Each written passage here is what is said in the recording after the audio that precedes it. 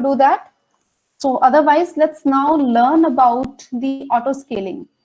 Auto scaling क्या होती है हम बिल्कुल ब्रीफ से शुरू करेंगे and then we will begin with understanding कि इसको कॉन्फ़िगर कैसे करना है मैनेजमेंट कंसोल के अंदर and then after that we will learn कि इसके अदर एस्पेक्ट्स और द कैरेक्टरिस्टिक्स क्या क्या हैं.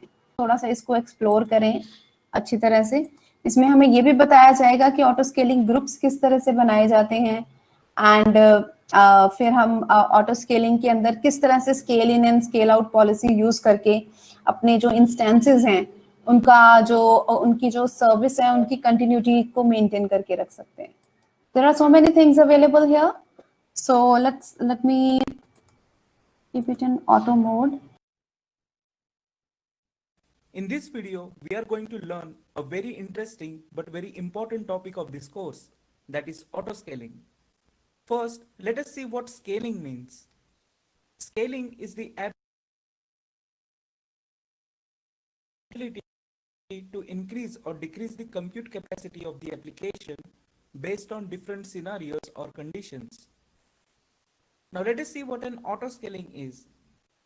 It is a service that, as the name suggests, automates the scaling of AWS resources in order to maintain the desired compute capacity. It automatically scales in and scales out AWS resources such as EC2 instances based on the configuration of your application. Scaling in means you will take out some of the resources from the application in order to minimize the compute capacity. Whereas scaling out means that you will provision additional resources to support your application's demand. Let's see some of the benefits of using autoscaling. First, it provides you with high availability. That is, autoscaling maintains the desired compute capacity for optimum performance required by your application. It also helps your application be fault tolerant by introducing instance redundancy and replacing the unhealthy instances with new instances with the same configuration. It also saves you a lot of cost by dynamically adjusting the compute capacity in order to accommodate any unpredictable circumstances. So it will help you avoiding over provisioning as well as under provisioning the resources to run your application. Autoscaling quickly scales up the application to meet its high performance requirements. It also offers you flexibility by supporting different modes of scaling based on different criteria set by the user. Finally, there is no charge for using autoscaling service. However, you pay for the instances that are launched as part of the autoscaling process. Okay, students, so we have started learning about the auto scaling feature, right? So we started the beginning of this audiovisual aid starts with the scaling. What is scaling? And then they talk about the auto scaling feature, which has been present in the AWS console.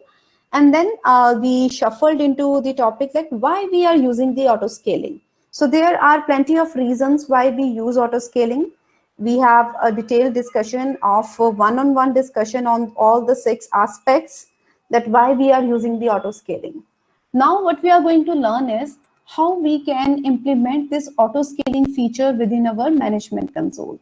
Okay, so let's start learning about that.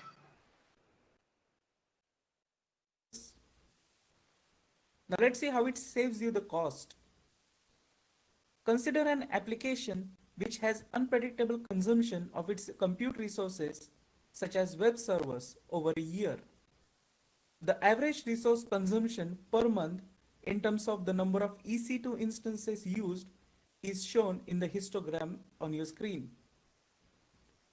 Here you can see that the number of servers used is random and it is very difficult to predict the number of instances to reserve for a period of 1 year. Now let us say that as an architect, you decided to take a very proactive approach or a safe approach and reserved 8 instances for a year, and you see this pattern of the resource consumption at the end of that year. As shown in the yellow color, there is a big size of unused capacity which costed you a lot of money. Now let's say that instead of a safe approach, you took a calculated risk and reserved only 5 instances instead of 8 and observed this pattern at the end of the year. You can see that the application was under provisioned in terms of resources, which potentially could have caused a lot of problems. It might have saved you money, but your application must have suffered due to lack of resources. So how to tackle this problem? This is exactly where autoscaling comes to the rescue. It ensures that the number of resources reserved or provisioned matches with the scaling requirement of the application. This way, it ensures that your application is neither two things, scaling in and scale out, right? So basically, when we are doing scaling in and scale out, we are doing it in case of horizontal scaling.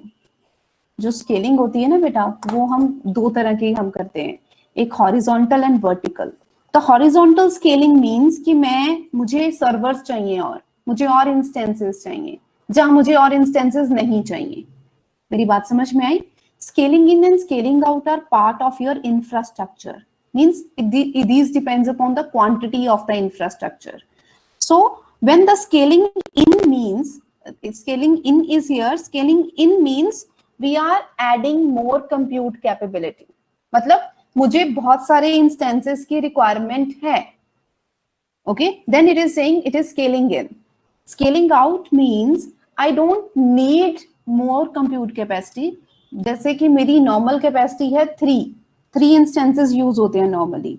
तो scaling out में क्या है, अब मैंने पहले scale in किया कि मेरी कैपेसिटी इंक्रीज होके 5 हो गई 3 से, तो वो सा स्केल इन कर दिया.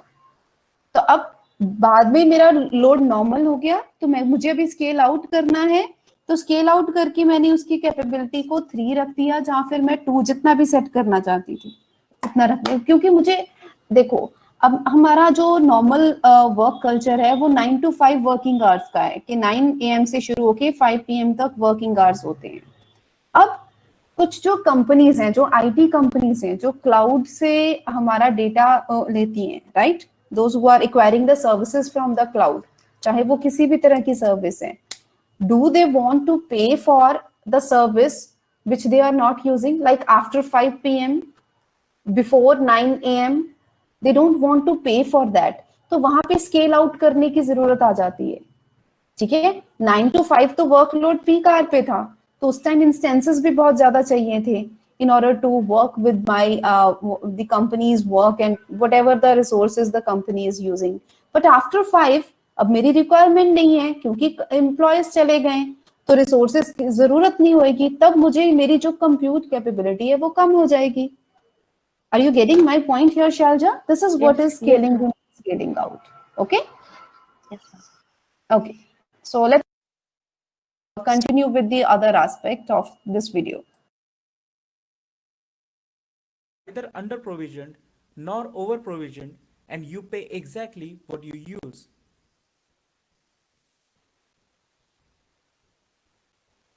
Now let's see how autoscaling exactly works. There are two main steps. First, creation of a launch configuration in which you basically configure the instance.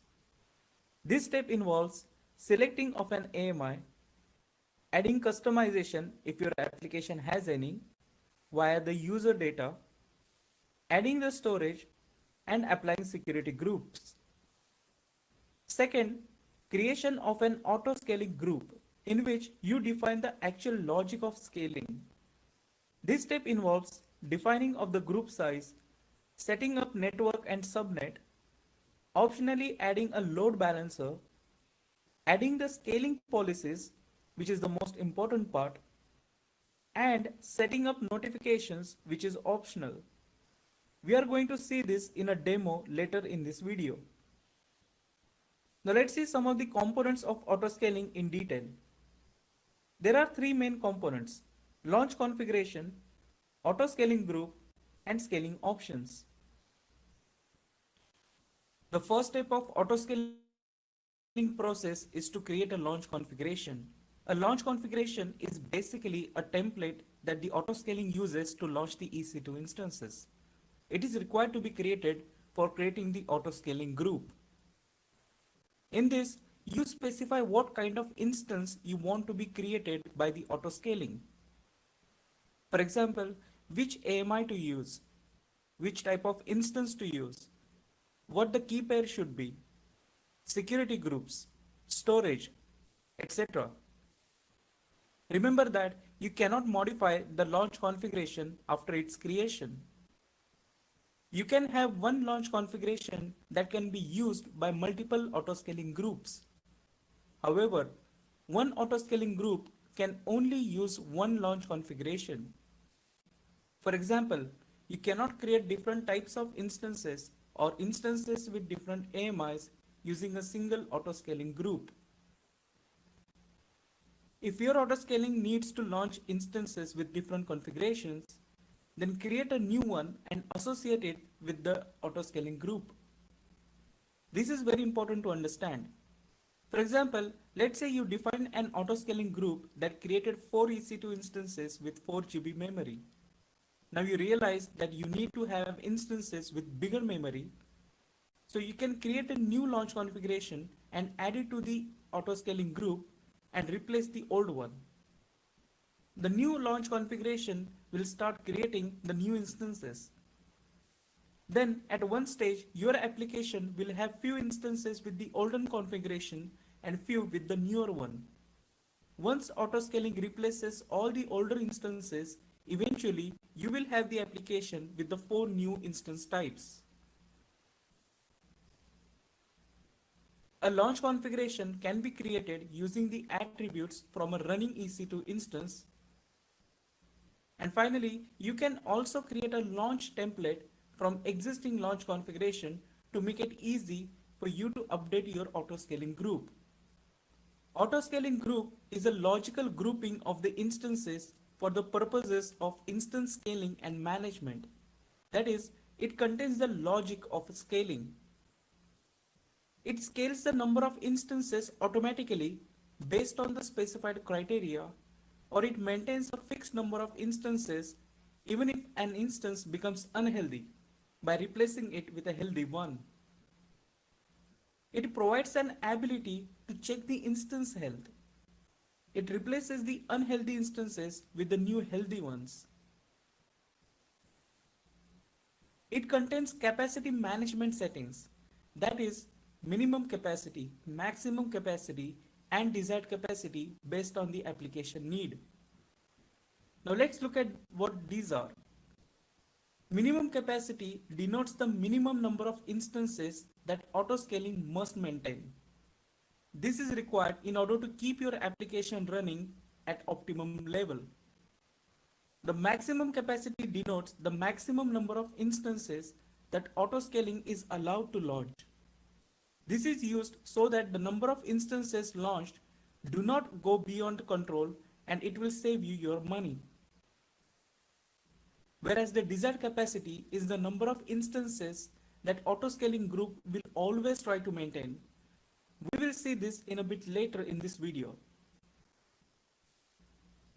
When the autoscaling policy is in effect, the autoscaling group adjusts the desired capacity of the group and launches or terminates the instance as needed. Finally, once an autoscaling group is deleted, the minimum, maximum, and desired values are set to 0. As a result, the autoscaling instances are terminated. However, you can manually terminate or detach the instances prior to deleting the autoscaling group. So guys, these topics, these points are very important to understand, because you will be launching the configuration when you will be performing the practical, and then we will be working on the autoscaling groups. So within the autoscaling groups, there are certain components being there. Like हम उसमें हमेशा ये चीज रखेंगे कि minimum कितने instances होने चाहिए, ठीक है, मैक्सिमम कितने इंस्टेंसेस होने चाहिए, and हमारी कितनी requirement है, what is the present or the desired requirement right now. So once we will populate all these kind of parameters within the autoscaling group, only then it will start working on the given autoscaling feature as per जो भी हमने उसको instructions दिए। इसीलिए ये वाला जो point है ना, इनको समझना is very important here, because ultimately वहां पे तो हम डायरेक्टली परफॉर्म नहीं करेंगे, but what does each and every aspect of the auto scaling group signifies, this is very important to understand. That is why I am demonstrating this idea to you guys. Using scaling options, you basically adjust the scaling to best meet the needs of your application. You should analyze the application's requirements carefully before configuring the scaling options. Hence, the scaling policies are used to increase or decrease the number of running EC2 instances in your group dynamically to meet changing conditions. Amazon EC2 autoscaling provides several ways for you to scale your autoscaling group. First, maintaining the current instance levels at all times. This is a simple option where you just maintain the current number of instances in the autoscaling group. Manual scaling. In this, you just specify the minimum, maximum, and desired capacity, and the autoscaling group takes care of maintaining that capacity by creating or terminating the instances accordingly. In schedule scaling, the scaling is adjusted according to the time and date specified. This is particularly useful if the schedule of the scaling is predictable. For example, during the daytime, you might need more resources, but during the night time, you may not need those many. So you can adjust the scaling based on the time of the day. Scaling based on demand. In this, you define different parameters that control the scaling. For example, CPU utilization or network consumption, disk usage, etc. This is useful when you are not sure which factors would demand scaling of the resources. So for an unpredictable application, scaling based on demand is the best option. Now in multiple scaling policies, just remember that an auto-scaling group can have more than one scaling policy attached to it. You can sometimes combine scaling policies to maximize the performance of an auto-scaling group. Now for the demonstration purpose, I'm going to take a very simple example. In VPC, I'm going to create two subnets, subnet A and subnet B. Then I'm going to configure auto-scaling with the configuration such that it will have minimum capacity of 2 instances, desired capacity of 4 instances, and maximum capacity of 5 instances. Once enabled, it is going to create 4 EC2 instances because the desired capacity is 4. It is going to balance those number of instances across the available availability zones, that is subnets. So it will create 2 instances in each of the subnets. Now currently all the instances are healthy. Then I'm going to make one of the instance as unhealthy. The auto scaling is then going to detect this unhealthy instance. So it will terminate that instance, take out of the auto scaling group, and create a new healthy instance.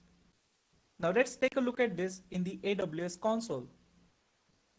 In the AWS console, go to EC2, click on launch configuration under auto scaling, click create launch configuration, select the Amazon Linux AMI, click next, configure details. Now give this a suitable name.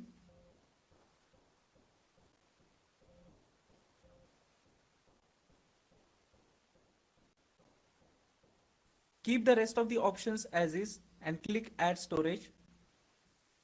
Click next. Select the existing security group of web servers. Click review and create launch configuration. Select the key pair and click create launch configuration.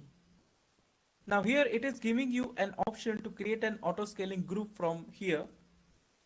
I'm just going to click close because I want to show you a few options. So here we have created our launch configuration. If you click on it, you will see some of the details such as the AMI ID, key pair, the instance type, security group, and the block device, that is the storage. Now from this launch configuration, you can either create an auto-scaling group or you can copy it to create a launch template. For our demonstration, we need to create the auto-scaling group. So click create auto-scaling group. Give it a suitable name.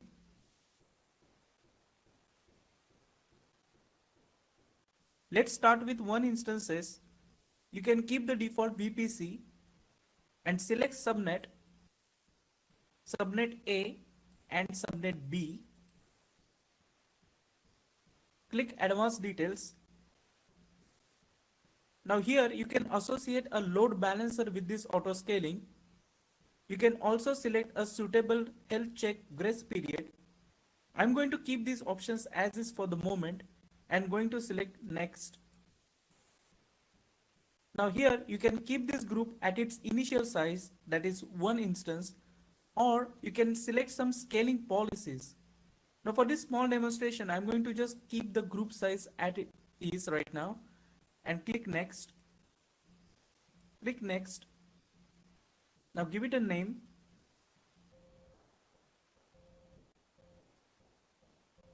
Click review and create auto scaling group.